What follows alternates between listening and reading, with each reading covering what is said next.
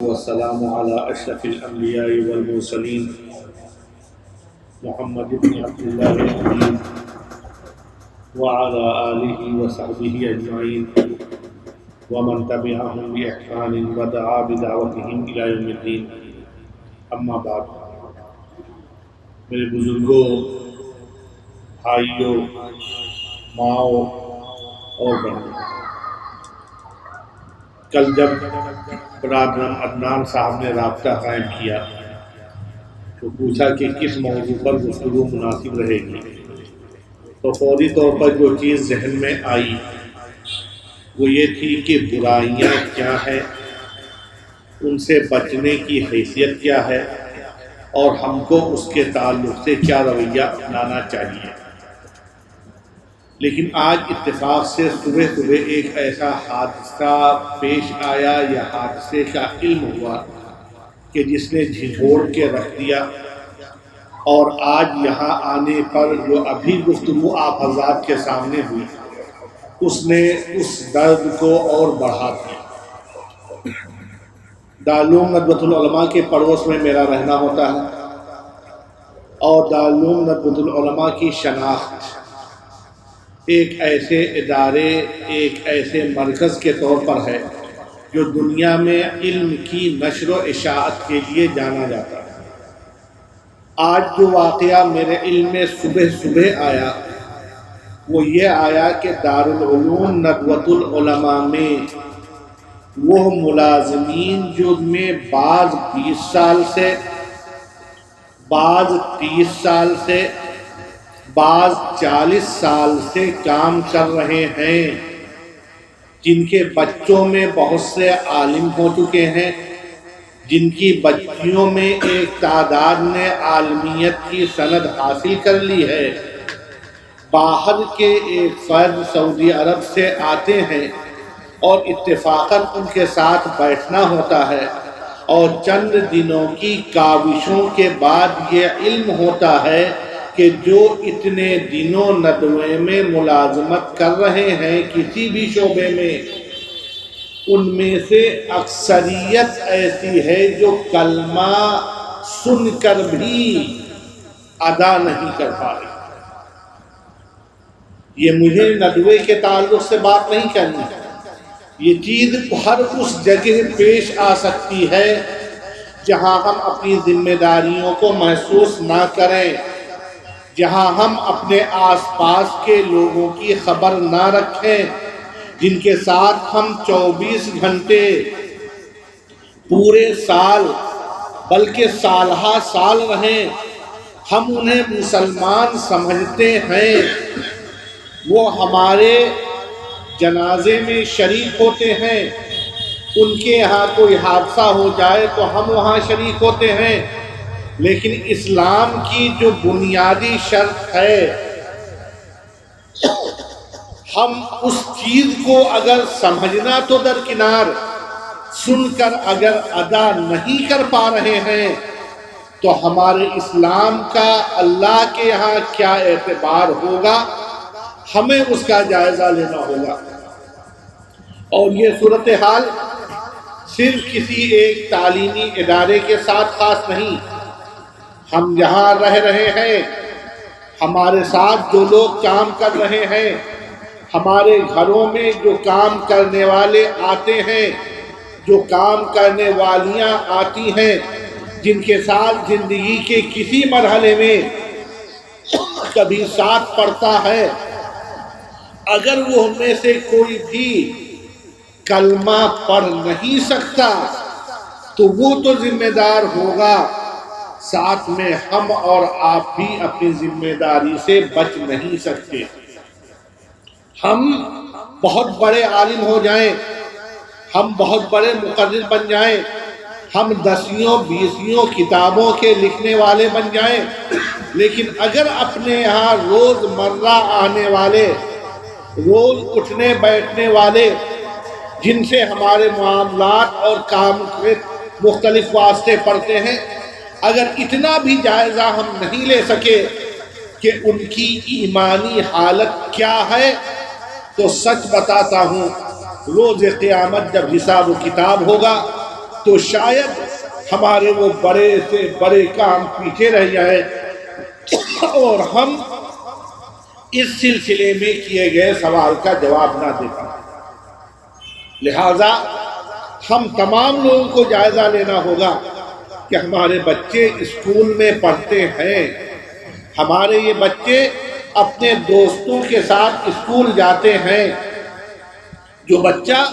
ہمارے ہاں سال کے 10 پروگرام میں آتا ہے، اگر وہ اپنے ساتھ بغل میں بیٹھے ہوئے بچے کے کلمے کی اصلاح کرنے کی فکر کرے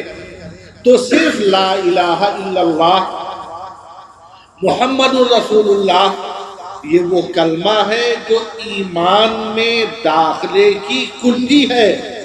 اور یہ تنہا ایمان کے لیے کافی نہیں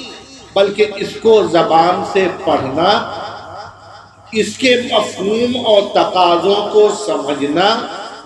اس کے بعد اس پر عمل کرنا، اور اس کے بعد اس کی دعوت دینا، جب تک یہ 4 چیزیں مکمل نہیں ہوتی تب تک ایمان مکمل نہیں ہو سکتا۔ اور خاص طور پر ہم میں وہ لوگ جو بڑی عمر کے ہیں، جو اللہ کا فضل ہے مستقل اس طرح کے دینی پروگرام میں آتے ہیں، ان کی یہ ذمہ داری ہوتی ہے کہ وہ قرآن کریم کی آیت قُوا أَنفُسَكُمْ وَأَهْلِيكُمْ نَارًا، اپنے آپ کو اور اپنے اہل و عیال کو دوزخ سے بچانے کے، قرآن کے اس حکم کے تحت اپنے آپ کو بچانے کی فکر کریں۔ اور اس میں انفسکم اپنے آپ کو، وَأَهْلِيكُمْ اور اپنے اہل و عیال کو کہا جا رہا ہے۔ یا نبی اکرم صلی اللہ علیہ وسلم سے جب کہا گیا تھا کہ آپ اپنے قریبی رشتہ داروں کو ڈرائیں، تو ہمیں جائزہ لینا ہوگا ان قریبی لوگوں سے مراد کون ہے؟ صرف ہمارے والدین، ہمارے بھائی بہن، ہمارے ددیحالی اور ننیحالی رشتہ دار؟ قبل اس کے کہ ہم یہ تعین کریں کہ اس سے مراد کون ہے، نبی اکرم صلی اللہ علیہ وسلم کی سنت اور ابتدائی طور پر ایمان لانے والوں پر ایک نظر ڈال لیں تو شاید یہ صورتحال کسی طور پر واضح ہو جائے۔ جب نبی اکرم صلی اللہ علیہ وسلم کو نبوت ملی،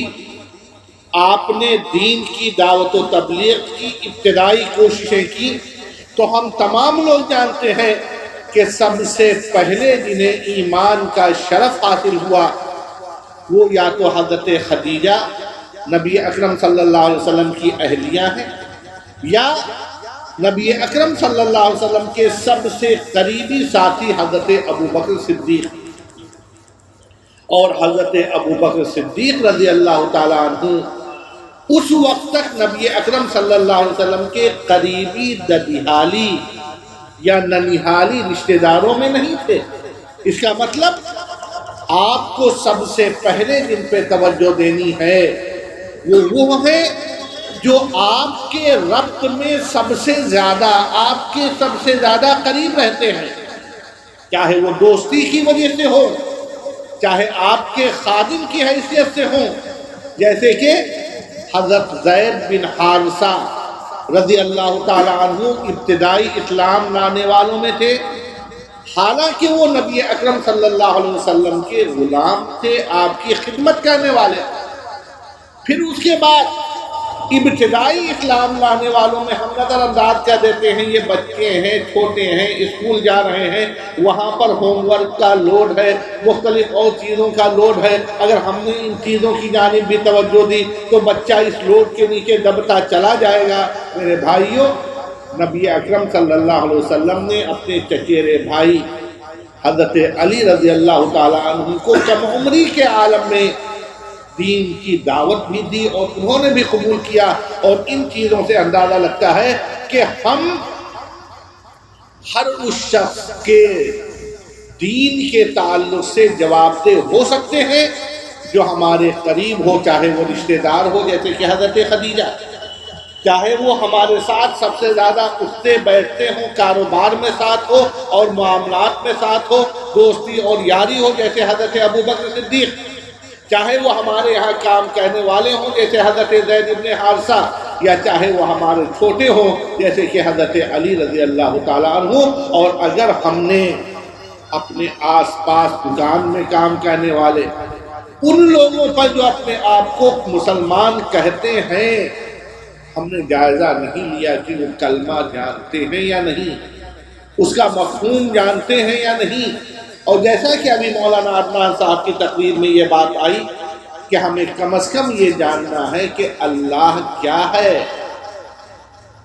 اس کے ہمارے اوپر کیا احسانات ہیں، ہمیں اس کے تئیں کیا معاملات کرنا چاہیے۔ نبی اکرم صلی اللہ علیہ وسلم کی سیرت اور تاریخ سے واقفیت کے بعد انہوں نے دین کی دعوت اور تبلیغ کے لیے کتنی قربانیاں اور اذیتیں برداشت کی، لیکن کسی مرحلے میں بھی دین سے سمجھوتا نہیں کیا، بلکہ جب آپ کے چچا عمر کے آخری مرحلے میں پہنچ کر کمزور ہونے لگے اور انہوں نے درخواست کی کہ اے میرے بھتیجے تو میرے اوپر ترس کھا اور ایسی صورتحال مت آنے دے کہ میں قوم کے سوالوں کا جواب دینے میں کمزوری محسوس کروں، تو اس وقت بھی نبی اکرم صلی اللہ علیہ وسلم نے کہا تھا کہ اگر مجھے چاند و سورج تک پہنچنے کا موقع مل جائے اس شرط پر کہ ہم اس دین کی دعوت و تبلیغ چھوڑ دیں تو مجھے یہ گوارا نہیں، ہاں یا تو میری روح میرے جسم سے پرواز کر جائے یا یہ دعوت مؤثر ہو، اللہ تعالیٰ اسے غالب کر دے۔ اور پھر اس کے بعد اس چچا نے جب اس جذبے کو دیکھا تو کہہ دیا تھا کہ انشاءاللہ میں تمہارے ساتھ ہمیشہ رہوں گا۔ لیکن آپ جانتے ہیں کہ یہ دعوت ایک طرف ہماری اور آپ کی کوششوں کی کا تقاضا کرتی ہے، اور ساتھ میں اللہ کی توفیق، ورنہ وہی چچا جو نبی اکرم صلی اللہ علیہ وسلم کے ہر موقع پر معاون اور مددگار رہے، لیکن ایک خاص پس منظر میں وہ ایمان کی دولت سے دور ہی رہے اور ایمان کی دولت سے مالا مال نہیں ہو سکے۔ تو سب سے پہلی ہماری اور آپ کی ذمہ داری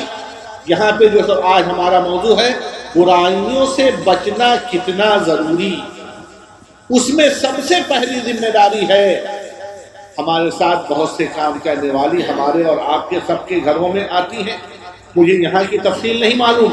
لیکن ہم لوگ کے علاقے میں عام طور پر سیتا پور، بہرائچ اور آس پاس کے مضافیہ کی خواتین آتی ہیں اور سچ بتاتے ہیں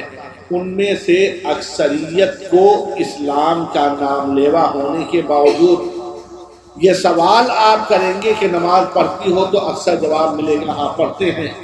لیکن انہیں وضو کا طریقہ بھی نہیں معلوم، انہیں نہیں معلوم وضو ہے کیا۔ سنتے ضرور چلے آئے ہیں کہ اسلام میں وضو ہے، نماز ہے، 5 وقتہ نماز ہے، ان میں سے بہت سی ایسی بھی ہوتی ہیں جو 5 وقت کی نمازیں بھی نام سے نہیں لے سکتی ہے۔ تو ہماری پہلی ذمہ داری ہے کہ ہم اور آپ ابتدائی مرحلے میں ان چھوٹے اور ابتدائی کاموں کی جانب ضرور توجہ، اور پھر اس کے بعد میں اپنے اصلی موضوع کی طرف آتا ہوں۔ اسلام نام ہے 2 چیزوں کا، نمبر 1 نیکیاں اور کار خیر کرنا، نمبر 2 برائیوں سے بچنا۔ ہم اور آپ تمام لوگ جانتے ہیں کہ نیکیاں کرنا کچھ چیزیں فرائض میں ہیں، جیسے کہ شہادتین کے بعد نماز، روزہ، زکوٰۃ اور حج، یہ کرنا ہے، اس کے کیے بغیر کوئی چارہ نہیں ہے۔ ان نمازوں کے ساتھ سنن ہیں، مختلف اور موقعوں پر مختلف مسنون نمازیں ہیں وغیرہ وغیرہ۔ اسی طرح زکوٰۃ فرض ہے، لیکن اس کے علاوہ غریبوں کی مدد کرنا، زکوٰۃ کے مال کے علاوہ محتاجوں کی فکر کرنا، وہ اپنے رشتہ داروں کے ساتھ صلہ رحمی کرنا، یتیموں کی خبر لینا، پڑوسیوں کی خاطرداری کرنا، مہمان نوازی کرنا وغیرہ وغیرہ، یہ ہر حال میں فرض نہیں، لیکن ہاں بہتر طریقے ہیں۔ دعائیں کرنا، تلاوت کرنا، مختلف موقعوں پر مختلف اوراد و اذکار کرنا، اسی طرح نیکی کے مختلف کام ہیں۔ اور عام طور پر سماج کے لوگوں کے اندر دینداری کا جب جذبہ پیدا ہوتا ہے تو وہ نیکیاں کیا ہیں، ہمیں کب کیا دعا پڑھنی چاہیے، کب کیا کام کرنا چاہیے، ہمیں زیادہ سے زیادہ اذکار کرنا چاہیے، نفلی نمازوں اور روزوں اور تلاوت اور ان چیزوں کے بھی لحاظ کرنا چاہیے۔ یہ تمام چیزیں ایسی ہیں کہ جو آپ کے درجات بلند کریں گی۔ لیکن جب ہم فرائض کا ہی جائزہ لیتے ہیں، چاہے وہ نماز ہو، روزہ ہو، زکوٰۃ ہو یا حج، تو اندازہ ہوتا ہے کہ ہم نماز کے پابند ضرور کیے گئے ہیں، اس میں ذرہ برابر کوتاہی قابل قبول نہیں ہے، لیکن اس نماز کا مقصد برائیوں سے دور رہنا، برائیوں سے اپنے آپ کو روکنا ہے۔ لہذا ہم صبح جب تاریکی چھٹی، روشنی بڑھنا شروع ہوئی، ایک بڑی طاقت کا احساس ہوا، حالات میں تبدیلی کا اندازہ ہوا، نماز کے لیے حاضر ہوئے۔ پھر اس کے بعد کچھ وقفے کے لیے اب کوئی فرض نماز نہیں، پھر فرض نماز اس وقت آتی ہے جب وہ ہلکے ہلکے بڑھتی روشنی اپنے اوج کمال کو پہنچ جاتی ہے اور آنکھیں چکا چوند ہو جاتی ہے۔ گرمیوں میں ہم اس کی تپش سے پناہ مانگنے لگتے ہیں، اور پھر احساس ہوتا ہے کہ ایک بڑی طاقت رات کی تاریکی کو اتنی روشنی میں بدل سکتی ہے، تو ہمیں یاد کر کے اللہ کے دربار میں ظہر کے وقت پھر جانا ہے، اور پھر چند گھنٹوں کے بعد یہ تپش کم ہوتی ہے، اس کے اثرات کم ہوتے ہیں، پھر ایک طاقت کا احساس ہوا، اور پھر ہم عصر کے ٹائم اللہ کے دربار میں حاضر ہوئے۔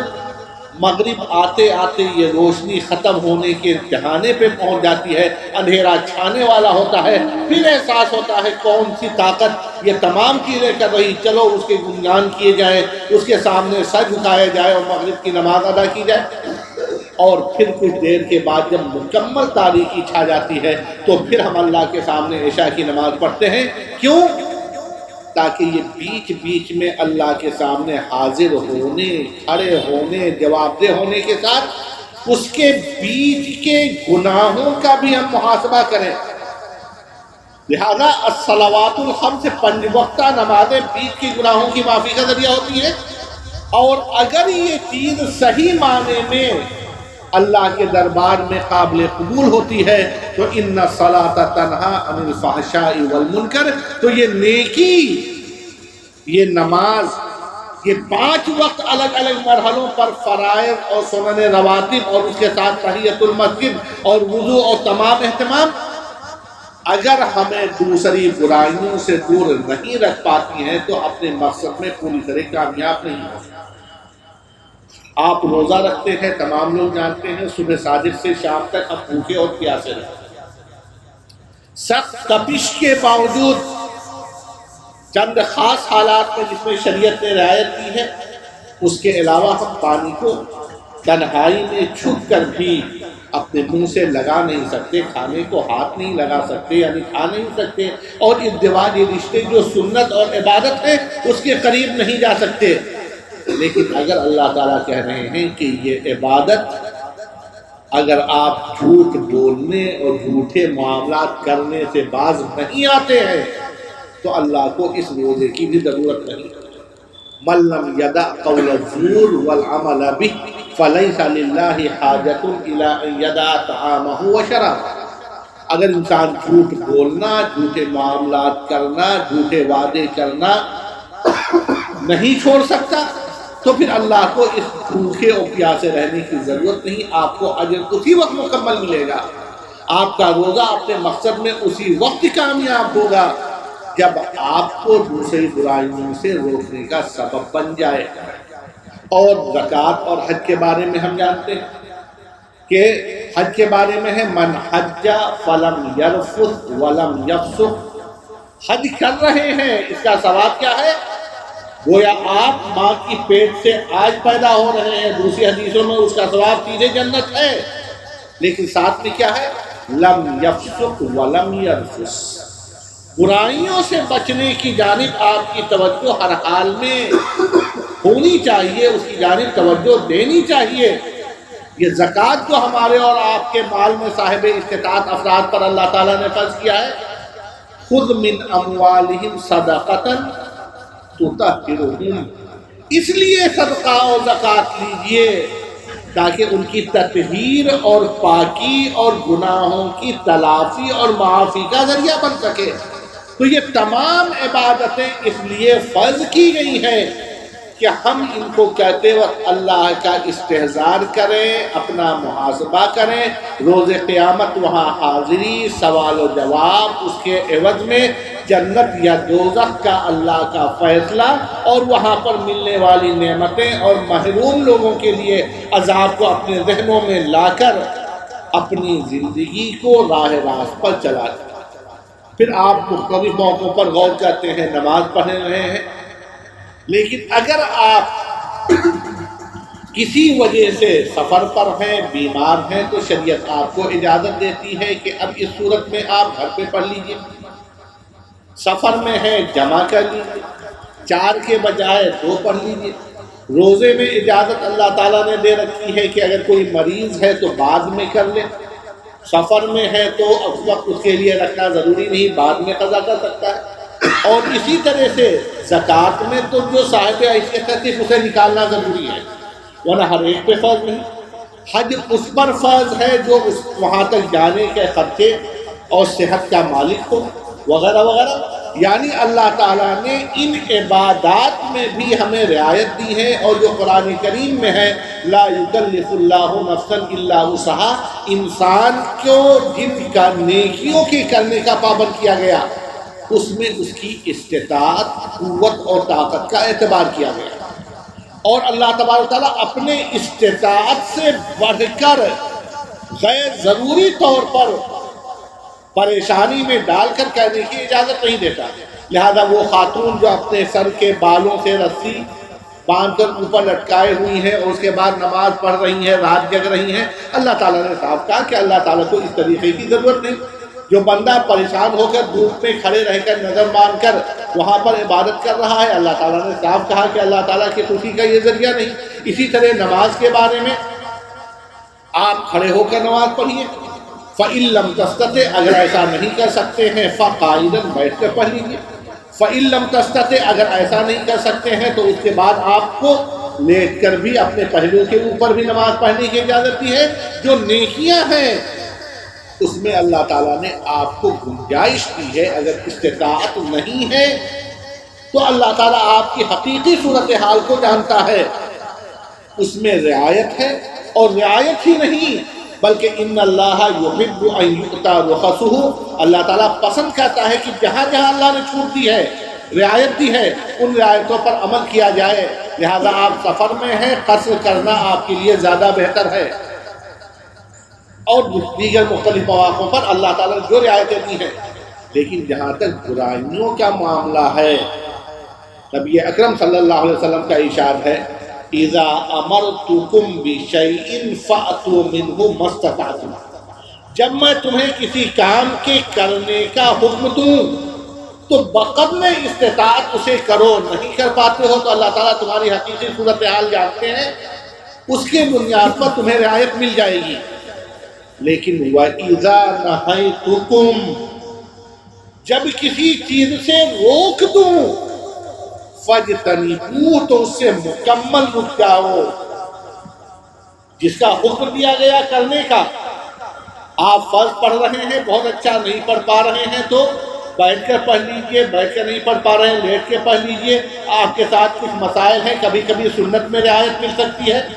روزے میں آپ کو قضا کی اجازت مل سکتی ہے، زکوٰۃ کے سلسلے میں فوری آپ کو خرچ کرنا ضروری نہیں، بعد میں کر سکتے ہیں، بڑی رعایت۔ لیکن جو گناہ ہیں، جو برائیاں ہیں، جن سے منع کیا گیا ہے، جس سے روکا گیا ہے، اس سے ہر حال میں رکنا ہے۔ عام طور پر لوگوں کو ایک غلط فہمی ہوتی ہے کہ جس طرح سے شریعت میں 2 چیزیں ہیں، ایک کچھ کاموں کے کرنے کا حکم دینا، اور جن کا حکم دیا گیا ان میں کچھ چیزیں فرض ہیں اور کچھ چیزیں سنت کے دائرے میں آتی ہیں۔ اسی طرح جن چیزوں سے روکا گیا ہے اس کی بھی 2 قسمیں ہیں، ایک حرام ہے جس کے کہنے کی کوئی گنجائش نہیں، اور یہ وہ چیزیں ہیں جس سے روکا بھی گیا ہے، جس کے کرنے پر سزا دی گئی ہے یا اس پر سخت عذاب کا وعدہ کیا گیا۔ اور دوسری وہ چیزیں ہیں جسے روکا تو گیا لیکن عذاب کا تذکرہ نہیں کیا گیا، سزا کا نہیں. تو کچھ چیزیں مکروہ ہیں، لہذا پان، بیڑی، سگریٹ، مسالے کھا لو، مکروہ ہی تو ہے. لیکن شریعت نے یہاں پر کہا گیا ہے جب کسی چیز سے روک دوں، فَاجْتَنِبُوا، وہ فقہ کے بعد مسائل کو سمجھنے کے لیے حرام و مکروہ میں فرق ہے، لیکن ایک مسلمان ہونے کی وجہ سے جب نبی اکرم صلی اللہ علیہ وسلم نے اللہ نے منع کر دیا تو اس سے باز ہی آنا ہوگا. آپ مختلف موقعوں پر وہ آیت سنتے ہیں، وَمَا آتَاكُمُ الرَّسُولُ فَخُذُوهُ، نبی اکرم صلی اللہ علیہ وسلم جو کچھ بتائیں، کر کے دکھائیں، اسے کرنا ہے. وَمَا نَهَاكُمْ عَنْهُ، اور جس سے روکیں،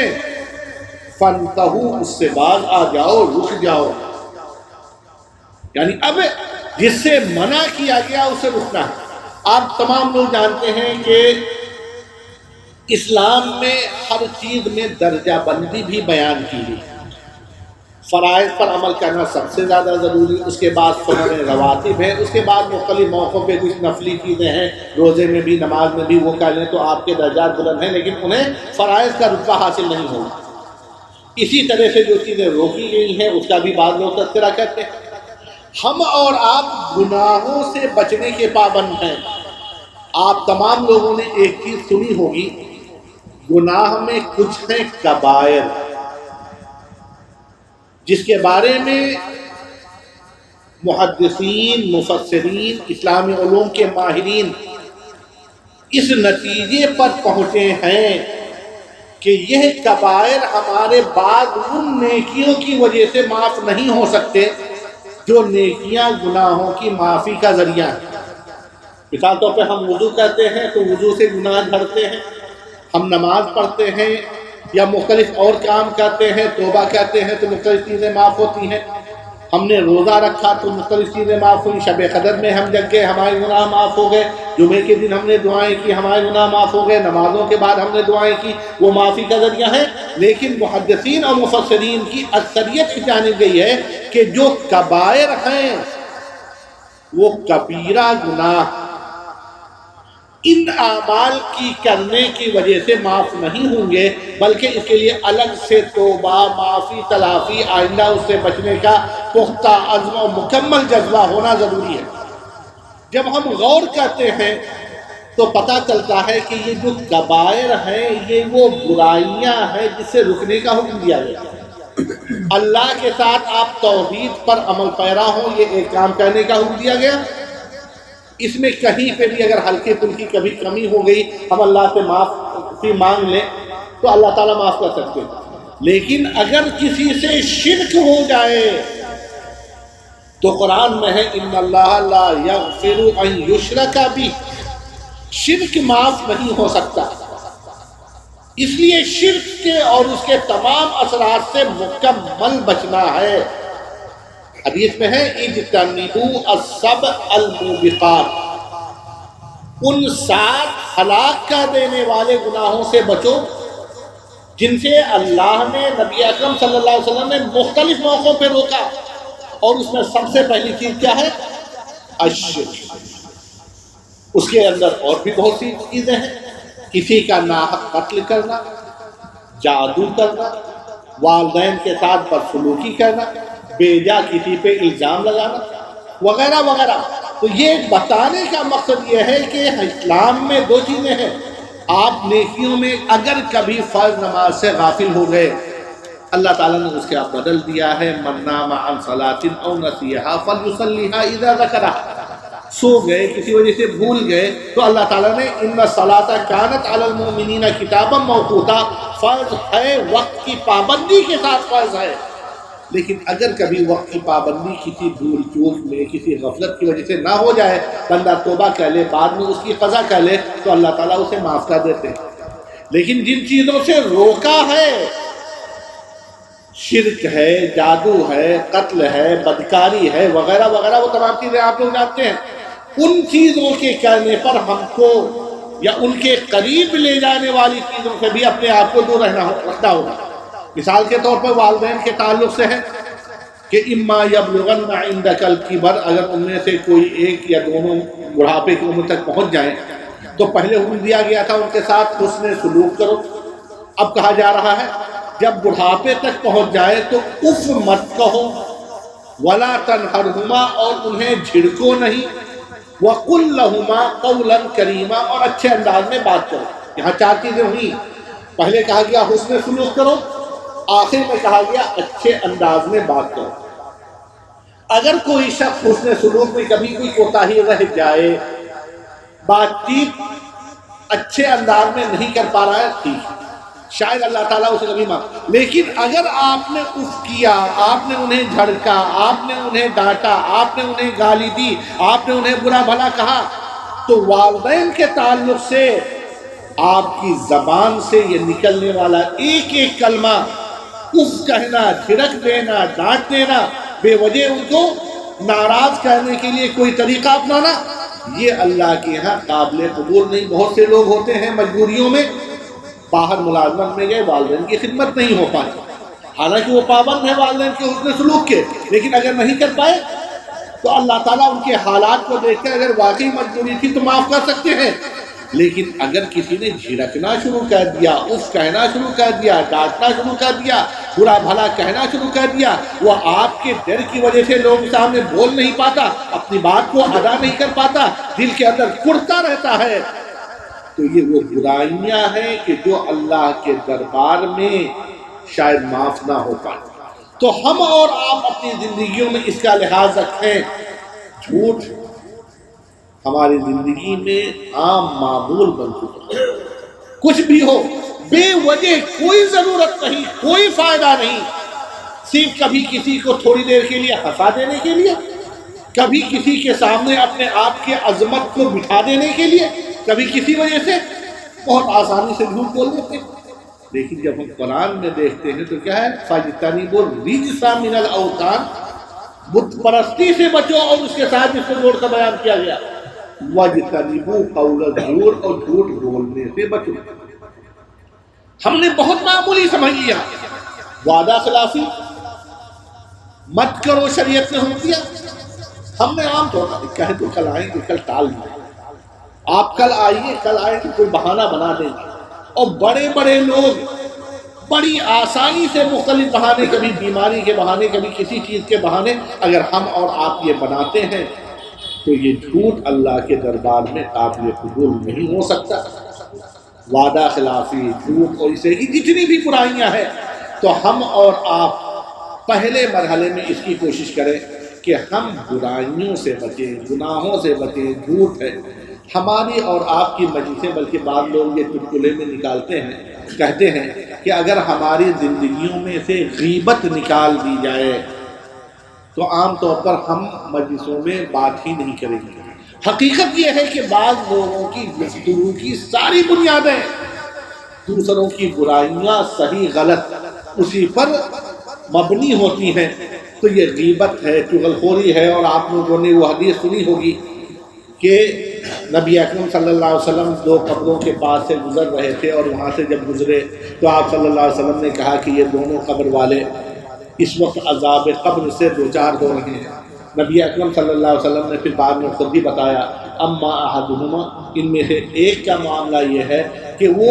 پیشاب کے چھینٹوں سے نہیں بچتا تھا، اور دوسرے کا معاملہ یہ تھا کہ وہ چغلخوری کرتا تھا۔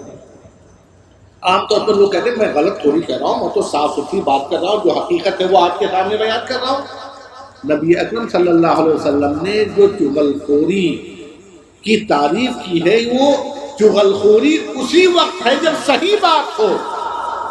کسی نے کسی کے بارے میں کوئی غلط بات کی اور آپ وہ دوسری جگہ نقل کر رہے ہیں، صحیح بات کو نقل کرنا یہ چغلخوری ہے جس سے منع کیا گیا ہے۔ اور اگر بے بنیاد بات کہی جائے تو اس کی معافی کا کوئی ذریعہ ہی نہیں، وہ تو بہتان تراشی بھی ہے، جھوٹ بھی ہے، غیبت بھی ہے، ایک دوسرے کے خلاف نفرت کا ماحول پیدا کرنا ہے۔ اور آخری بات جس پر میں اپنی گفتگو ختم کروں گا، ہم اور آپ لوگ جانتے ہیں کہ شعبان کا مہینہ آتا ہے تو پتہ چلا کہ شعبان میں نبی اکرم صلی اللہ علیہ وسلم بہت روزہ رکھتے تھے، ہم لوگ بھی روزہ زیادہ سے زیادہ رکھیں۔ رمضان آیا، پھر ثواب اور نیکیوں کی بھرمار۔ شوال آیا، 6 روزے اور رکھ لیے تو پورے سال کے روزے کا جو ثواب۔ اس کے بعد قعدہ اور ذی الحجہ ہم اور آپ تمام لوگ جانتے ہیں، محرم تک یہ اشہر حرم میں بھی ہے، اور اس کے علاوہ ذی الحجہ کے اندر حج بھی ہے، یوم عرفہ بھی ہے، اور ثواب کے اور قربانی کے مواقع ہی مواقع ہیں۔ محرم میں 10 تاریخ کا روزہ اور اس کا اجر و ثواب ہے۔ اس کے بعد جب یہ محرم ختم ہوگا، نیکیوں کے بے شمار مواقع تھے، ہم اپنے گناہوں کی معافی کی تلافی کر سکتے تھے، لیکن اب اس محرم آنے کے بعد صفر، ربیع الاول، ربیع الثانی، جمادی الاولیٰ، جمادی الاخری اور رجب کے 6 مہینے، ایسے خاص مواقع اب الگ سے نہیں آتے۔ ہاں، رجب وہ مہینہ ہے جسے ہم کون سا نام دیتے ہیں؟ اشہر حرم کا ایک مہینہ۔ کون سا مہینہ؟ 4 مہینے ہیں، غالباً سورہ توبہ کی آیت نمبر 36 ہے، ان عدت الشہور عند اللہ 12 شہرا، کہ اللہ تبارک و تعالیٰ کے نزدیک سال کے اندر جب سے اللہ تعالیٰ نے دنیا کو پیدا کیا تب سے 12 مہینے رکھے، انہوں نے 4 مہینے کو محترم بنایا۔ اس کے بعد آگے اس کے اندر کیا کہا جا رہا ہے کہ یہ جو مہینے ہیں ان میں ظلم مت کرو۔ رمضان آتا ہے، ہم روزوں کی، تراویح کی، تلاوت کی، دیگر نیک اعمال کی فضیلت پہ غور کرتے ہیں۔ حج آتا ہے، نیکیوں پہ غور کرتے ہیں۔ یوم عرفہ کا روزہ، محرم کا روزہ، ان کی جانب توجہ دیتے ہیں۔ لیکن یاد رکھیے، سب سے بڑی چیز ظلم و زیادتی ہے، بلکہ احادیث میں آتا ہے کہ اگر ہم میں سے کسی نے اپنے بھائی کی ایک بالس زمین پر ظلماً قبضہ کر لیا توقہ من 7 اراضین یوم القیامہ، تو روز قیامت پوری زمین جو آپ دیکھ رہے ہیں اس کے 7 گنا زمین کے وزن کے برابر اگر توق بنا کر ہمارے گلے میں لاد دیا جائے، کیا حشر ہوگا؟ یہ کتنے ظلم پر ہے، ایک بالس ظلم اور زیادتی پہ۔ اور جب اس کے اندر اشہر حرم کے اندر اللہ تعالیٰ جسے ہمیشہ کے لیے محترم بناتے ہیں، تو ہم سے ان کے اندر کسی نیکی کا مطالبہ نہیں ہے۔ کیا مطالبہ ہے؟ ظلم مت کرنا، فلا تظلموا فیہن انفسکم۔ اور یہ ظلم اپنے ماتحت کے ساتھ بھی، یہ ظلم اپنے بیوی کے ساتھ بھی، اپنے شوہر کے ساتھ بھی، اپنے ماں کے ساتھ بھی، اپنے بیٹے کے ساتھ بھی، اپنے پڑوسی کے ساتھ بھی، اپنے ساتھ چلنے پھرنے والے کے ساتھ بھی، اپنے ساتھ کام کرنے والے کے ساتھ بھی، اپنے ساتھ کسی بھی طرح کا کوئی معاملہ کر رہا ہے تو ظلم مت کرنا۔ اور آپ نے سنا ہوگا کہ نبی اکرم صلی اللہ علیہ وسلم سے پہلے عرب سمجھیے کہ ان کا مشغلہ ہی لڑائی جھگڑا ہے، بلکہ کبھی کبھی بعض قبیلے نبی اکرم صلی اللہ علیہ وسلم کے پاس آئے تو ان کا اے نبی اکرم صلی اللہ علیہ وسلم، یہ علاقہ ایسا ہے کہ ہم پورے سال آپ کے پاس آ ہی نہیں سکتے۔ کیوں؟ سب لڑاکا ہیں، مال لے کر کے آئیں تو لوٹ لے جاتے ہیں، آئیں تو مختلف طریقوں سے پریشان کرتے ہیں، بلکہ صدیوں سال ہر سال لڑائیاں ہوتی رہتی تھیں ان کے درمیان۔ لیکن ان کے اندر بھی وہ کافر قوم، ان کے اندر بھی ان 4 مہینوں میں ظلم و زیادتی، لڑائی جھگڑے، یہ تمام چیزیں ختم ہو جاتی ہیں۔ تو ہم اپنے ذہنوں میں رکھیں کہ یہ جو 4 مہینے ہیں، ذی قعدہ، ذی الحجہ، محرم اور پھر اس کے بعد رجب، ان کے اندر شریعت نے ہمیں ظلم سے، ہر طرح کے ظلم سے منع کیا ہے، اور خاص طور پر آپسی معاملات جن کے ساتھ ہے، کسی طرح کے ظلم کی اجازت نہیں۔ تو ہمیں توجہ دینی ہوگی کہ ہم اس سے بھی بچیں۔ اور ایک دوسری آیت میں غالباً سورہ بقرہ کی 216 یا 17ویں آیت ہوگی، یسألونک عن الشہر الحرام قتال فیہ، لوگ آپ سے پوچھتے ہیں کہ شہر حرام میں، اشہر حرم میں لڑائی جھگڑا، اصل لڑائی جھگڑا تو جنگ ہے، لیکن یہ اس کی چھوٹی موٹی شکلیں، اس میں آپسی لڑائی، اختلافات، مار پیٹ، اختلافات، وہ تمام چیزیں آ سکتی ہیں۔ اشہر حرم میں لڑائی جھگڑے کا حکم کیا ہے؟ تو نبی اکرم صلی اللہ علیہ وسلم کو اللہ تعالیٰ حکم دے رہے ہیں، قل قتال فیہ کبیر، ان مہینوں کے اندر لڑنا جھگڑنا بہت بڑی محرومی اور بہت بڑا جرم ہے، لہذا ہم کو نیکیاں بھلے کم ہو جائے، کسی پہ ظلم نہ کریں، کسی سے بے وجہ لڑائی جھگڑا نہ کریں۔ لوگ کہتے ہیں میاں بیوی کی زندگی میں اگر لڑائی نہ ہو تو لطف کیا؟ میرے بھائیوں، نبی اکرم صلی اللہ علیہ وسلم کی زندگی میں ناگواری کے واقعات تو ملتے ہیں، کوئی غلط فہمی ہوئی، لیکن جب نبی اکرم صلی اللہ علیہ وسلم نے کوشش کی کہ حقیقت سامنے آئے تو اس کے بعد وہ ناگواری یہ نہیں کہ لڑائی جھگڑے میں بدلے، ایک دوسرے پہ الزام تراشی پہ ہو اور آپس میں نفرت کی ایک ایسی ہوا چل پڑے کہ وہ دونوں، ان کے دونوں خاندان اور دونوں خاندان کے چاہنے والے آپس میں ایک دوسرے پر جھوٹے سچے جو چاہے الزامات لگا دیں، کبھی نہیں، بلکہ اسی کے اندر یسألونک عن الشہر الحرام قتال فیہ کے اندر چند الفاظ کے بعد اللہ تعالیٰ فرماتے ہیں وَالْفِتْنَةُ أَكْبَرُ مِنَ الْقَتْلِ، ظلم مت کیجیے، لڑائی جھگڑے مت کیجیے، اختلافات کی چیزوں سے بچیے، اور اگر کوئی چیز سماج میں آپس میں لوگوں میں فتنے، آزمائش، مسائل، اختلافات، لڑائی کا سبب بن سکتا ہو تو یہ فتنہ کوئی معمولی چیز نہیں ہے، بلکہ کسی کے قتل کر دینے سے زیادہ خطرناک ہے۔ اور اسی لیے میاں بیوی کے درمیان لڑائی ابلیس کو سب سے زیادہ پسند ہے۔ لہذا میرے بھائیوں، ہم اور آپ، اللہ کا فضل ہے، نیکیوں کا تذکرہ آتا ہے، عبادات کا تذکرہ آتا ہے، اسی طرح سے اور دوسرے معاملات آتے ہیں، اس کے بارے میں پوچھتے ہیں، کوشش کرتے ہیں، توجہ کرتے ہیں، اسے نیکی سمجھتے ہیں، لیکن برائیوں سے بچنا، ظلم و زیادتی کرنا، جھوٹ، غیبت، چغلخوری، والدین کے ساتھ بدسلوکی، ان کے ساتھ بد کلامی، ان کی جو اصل حیثیت ہے وہ نہیں سمجھ پاتے۔ آئیے عہد کریں کہ انشاءاللہ اس سے بھی بچیں گے۔ پوری طور پر ان کی اہمیت نیکیاں کرنے سے زیادہ ہے کہ ہم برائیاں نہ کریں، اور اس کی مختلف مثالیں ہمارے اور آپ کے سامنے آئیں۔ بلکہ عبادات کا مقصد بھی برائیوں سے روکنا ہی ہے، جو حدیثیں آپ کے سامنے بیان کی گئی۔ لہذا ہم اور آپ تمام لوگ یہ کوشش کریں کہ اللہ تعالی ہمیں ہر برائی سے محفوظ رکھے، اور اگر کوئی برائیاں ہوئی ہیں تو نیکیوں کے ذریعے اس کی تلافی کی توفیق عطا فرمائے۔